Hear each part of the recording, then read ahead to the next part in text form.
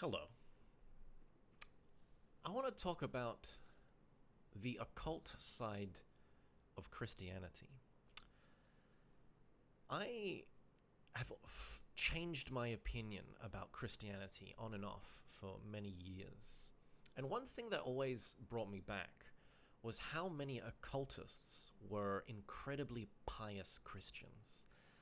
To the point that, when I look at Christianity now, I have to separate it from what it once was. Because I'm convinced in my mind that long ago, the Christianity they had and the Christianity that we have now are completely different.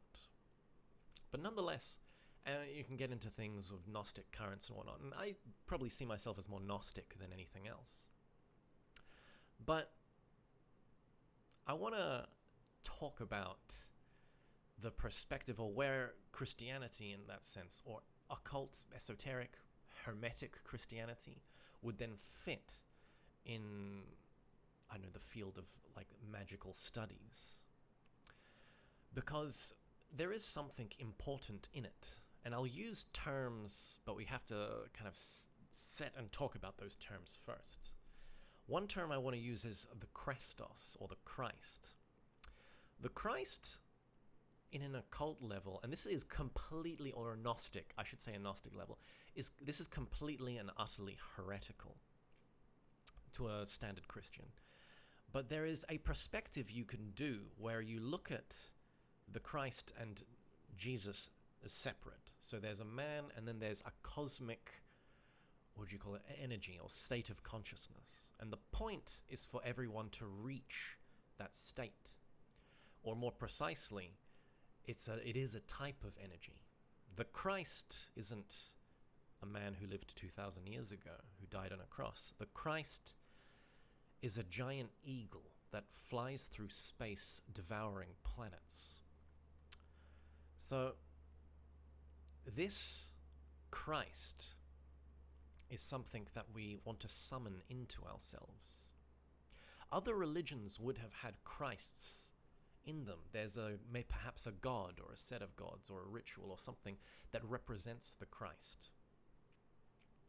Usually perhaps something to do with birth and resurrection, as that's the archetype of the Christ. Sacrifice is also Christic in that sense. But this is the thing with other religions, and this is one of the things that first tipped me off, is the relationship that Christianity had with pagan religions was actually quite amicable. You know, there's that whole meme of, oh, we're pagans, blah blah. We're the granddaughters of the witches you didn't burn. Meanwhile, their grandma was intensely pious, like old Orthodox lady or whatever. That I've always found it. I think there's a C.K. Chesterton line where he says, all of these neo-pagans, they all forget that they all revere their ancestors, but they forget that the last thing that their ancestors ever did was become Christian. And I find that interesting. There's a book, it's impossible to get nowadays, but it's called AMO, A-M-O. And the guy in it, I think he gets given that as a name by his master. But it's about this German guy who, after a war, he goes to the east and he climbs a mountain and he basically finds the White Lodge. He does a Madame Blavatsky, and he gets initiated into this White Lodge, and he talks about some of his experiences going through. And literally, I only found it randomly because I was looking up stuff about Frater Albertus, the alchemist. And I think Frater Albertus wrote the introduction, or like a preface or something to that book. And so it was an interesting book, but in that, his master was talking about Christianity. And he said, I'm teaching you these stuff. I think he was like Hindu or something. And he's like, I'm teaching you all of these mysteries, but really you should stick with Christianity. Christianity is the best religion. And it was funny for an Eastern master to say that. And the German guy's taken aback. And he says, why? What? He says, because Christianity is a synthesis of all the religions that have come before it. And I found that somewhat interesting, because Christians nowadays would rather die than admit that anything in their religion is connected to anything pagan. Like, what's Christmas? No, that's all Christian. No. Like, They hate the idea that it's connected to anything else. But that back in the day, that was something that you did. You connected Christianity to pagan religions because you showed that it's like, oh yeah, all of these old pagan religions, they all told or foretold that Christ would come. That was the main thing they did, was try to connect Christianity to paganism. So and I mean, in certain theological circles, are they really Christians or are they, Neoplatonists or something? There's that one argument as well. A lot of the Greek mysteries are just absorbed wholesale into Christianity. In Europe, a lot of the Germanic mysteries or the Norse mysteries, the mysteries of the Norse, were absorbed into Christianity. A lot of these things get absorbed, and people look back in retrospect, it's like, oh, Christianity stole this from us. And it's like, well, did it get stolen, or was it deliberately integrated by very intelligent, druids and skalds? That could also be a perspective. So there's this idea or concept called the perennialism. Let's say the idea of perennialism is that all religions come from a source. The Prisca Theologia. There was one religion, and it disseminated itself across the world, and then it broke into pieces, and people forgot bits and pieces, and then we get all of these religions that all say different things, but they had a common source, and you have to follow the thread to find the real religion. That's kind of perennialism. There's a similar idea to that, actually, in Christianity. More to do with the Orthodox Church. I'm not sure how Catholics feel about this concept, but there's a concept called Logos Spermatikos, or the seed of the Logos. That's to say that all the religions were once divine. All religions were once given by God, Once were a reflection of God, but there's a seed of the Logos in all religions. There's some, at the very least, there is something in all religions that's actually good, that's actually worthy, that's worth looking for. But of course, it's been corrupt. They're Christians, so they still say, "Oh, but of course it's been corrupted, and now we're better because we have the Christ, and they don't." And yeah, okay, you can see all this perspective from that, but to a degree, we're all born in a Christian society. At least if you're in the West, we're born in the remnants of a Christic society, and that has an effect on us. I always remember. And this is going to be a name that's very controversial. I will always remember something that Guido von List said. So people who don't know who that is, he's basically the very first guy who revived the Germanic mysteries. So he's big in kind of runes, or at least at one point in time, he was big in kind of rune magic circles. Nowadays, a lot of people don't like him. But Guido von List said something that I think was very important. He said something about the revival of these mysteries, and he said, you can resent Christianity all you want. I'm paraphrasing massively right here. He said, you can resent Christianity all that you want, but it has been around for so long, and it is embedded now in our psyches to the degree that if you were to just strip it all and try to go back, it wouldn't work. It would be inauthentic. The consequences would be greater than if you just remained Christian. And so his proposal when he was resurrecting the Germanic mysteries was to synthesize, to bring them both together, to keep the Christ but see Balder as the Christ, and then have the tradition around that, like reconstruct it around in like a Christian framework almost.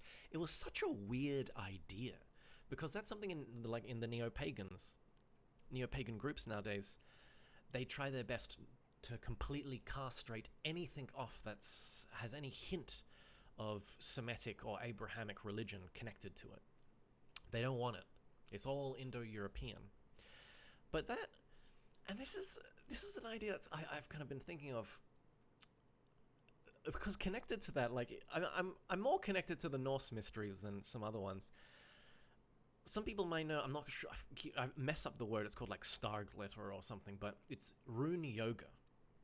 Roon Yoga is a very profound practice, a really good practice. I've done a lot of Roon Yoga in my life. So that's the idea that the runes are not just an alphabet, that they're a body position, that the runes are not just sounds. The runes themselves were 18 energies that came from Gunungagap, the void. and that by putting your body in specific positions and intoning or mantralizing or yodeling, that's the esoteric, the Germanic form of mantralization, the yodel. That was a Arnoldo Kummer, Siegfried Kummer, in his rune book. He said, yes, yodeling is Germanic mantralizing. I found that funny anyway. But they in the revival of rune, in the rune magic in the early years, they had this rune yoga kind of spring up. And a lot of it was kind of mixed with, well, depending on who you ask, certain Eastern methods, but that's actually somewhat debatable now, with more things coming to light. But that's what you see when you go online and, I don't know, Survive the Jive, or Ari Thurger, or I know Dr. Jackson Crawford. All of those guys seem to look down on rune yoga. And even Stephen Flowers, who wrote like one of the best books on rune yoga, is now like, nah, all of that stuff is inauthentic. And I'm thinking to myself, like, actually, talking about Ari Thurger, he had like a YouTube video. You can go watch it. It's called, maybe I'll put it in the description. It's called something like Rune Misconceptions, or maybe it was just a question. I watched a bunch of his videos, and one he like did this thing where at the beginning of it, someone asked. It must have been a questions and answers. It could have been the misconceptions one, but it's like someone asks about rune yoga, and he's like, it's just LARPing, just they want to be wizards LARPing as Nords. They just took some stuff from the East and applied it to the Nordic mysteries. It's not real. It's whatever. And he like scoffs at it and turns it away. And then like right at the end of the video, someone asks about oracles. So you know how like people have runes on little stones and you toss them up in a bag and takes them out, and you can organize them kind of like the tarot or something and use it as the runes as an oracle. Someone asks him about that, and he gets incredibly uncomfortable and starts saying like, yeah, you can kind of do it. I think it's legitimate, but because the whole thing is he says there's no evidence archaeologically that anyone ever did use the runes as oracles, that they ever did that they ever wrote them on little stones or did the specific ritual to tell the future with runes. There's no evidence for that.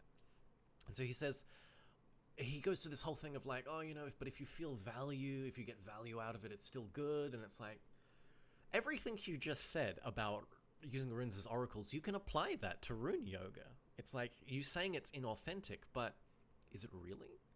Because here's the question I pose.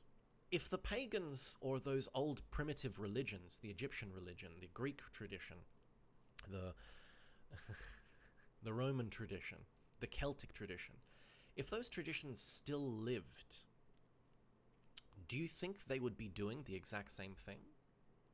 All of those rituals that you're reconstructing through archaeology and linguistic methods and translating old forgotten texts, do you honestly think that if that tradition continued to this very day, that they would be doing that thing that they were doing 1,000 years ago? I mean, sure, they'll be doing some variation of it. But I mean, look at Hinduism, look at the Vedic traditions. Some people don't like this idea either, but to a degree, the Vedic traditions, or the group of traditions that we call Hinduism, they are the only form of Indo-European religion that still exists or is still practiced in an unbroken way till this very day. So when pagans look at that, or they look at those traditions and they look at how they've evolved over time, do you not think that the Norse would have evolved over time? You not think if the Norse somehow connected with certain Eastern methods, they wouldn't have just gone, okay, just introduced them or just integrated them into their practice? Do you not consider that a possibility? So what Guido von List did, or said to do, that is the synthesis, and what those people who did after him that invented rune yoga, basically, did, were they really pagan LARPing wizards? Or is there actually, in a way, in a twisted and weird way, truly actually something authentic about what they were doing? About that method. So, you can reconstruct. I'm very big. I have a core in me that's not, I call Gnostic. And a part of that likes the Christ. the Christos, that perceives it as something very high, something that you call to and that comes down and that comes into you and that transforms you. That's what the Christ is supposed to be. The alchemists were all Christians, the medieval alchemists, all very pious. They saw Christ as the second Adam, and they saw, his transmutation from water into wine as an alchemical transmutation. So they all justify alchemy by saying, the Christ did it. The Christ is a sort of an archetype, a framework, a pattern, a blueprint. It's up there. It's something in the world of Platonic forms that comes down and interacts with us. But that doesn't invalidate all the other traditions, all the other gods. All of these other gods and traditions should come together. You should be able to synthesize them. You should be able to go into other traditions and learn from them and take what is valuable out of them. And this is where I want to talk about the difference between mixture and synthesis. New Agers mix things, and they don't know what they're doing. Whereas what we're after is a synthesis. So if you think of color, let's use color as an example. In school, when they say, what's white light? White light, when you shine it into a prism, it breaks into what? The many different colors. It breaks into a multiplicity. But you can also shine then those colors into another prism and turn it back into white light. So in this world, we have this multiplicity. All of these different traditions, which all have different seeds of the Logos, or that have the perennial golden thread stretching through all of them. So as an occultist, or as someone who's into magic, or however you identify yourself, you are not necessarily interested in other religions. What you are interested in is the thread that connects it all. That's what you're searching for. What New Agers do is they just wholesale take things they like and slap it together. They create a mixture. So when you mix colors together, if you ever get paint and just mix all of your paint colors together, what do you get? To go with an esoteric metaphor, I'll say you get a black color. It turns either, depending on what colors you use, it turns either gloppily brown or some kind of gray or whatever, but it turns a dark color. So you could say black and white are the two extremes. Black is mixture, whereas white is the true synthesis. What it requires to synthesize is to cut off the fat. So if you're good at synthesis, you can go into Kabbalah and you can cut off everything that's Hebraic or Jewish, and you can get to the source of what it is, which may have Egyptian elements, may have Sumerian elements, but there may be something that is pure Kabbalah or pure Hermetic. In Buddhism, you can go through a bunch of teachings and you see this and nature of mind and this, and then all of a sudden you get into Jogsen. You can technically castrate's the wrong term to use here, but you can technically synthesize. You can be a Christian, or you can be a occultist, or you can do the Golden Dawn and you can practice Jogsen at the same time. You can separate it, distill it from its Buddhist surrounding and integrate it into your practice. And there's something about this idea that makes people cringe at how they would say, "Oh, that's so inauthentic." But in a way, I would actually say, no, that is the most authentic thing you could ever do. Because what you're doing is you're building something completely unique and completely creative and completely you. And that is a part of your practice. That becomes a part of your practice, a part of your own method, a part of your own system. So what you're looking for is those principles and those traditions. So going back to Christianity, what is a real Christian? If we are to continue forwards, the church obviously is another beast, another question in and of itself.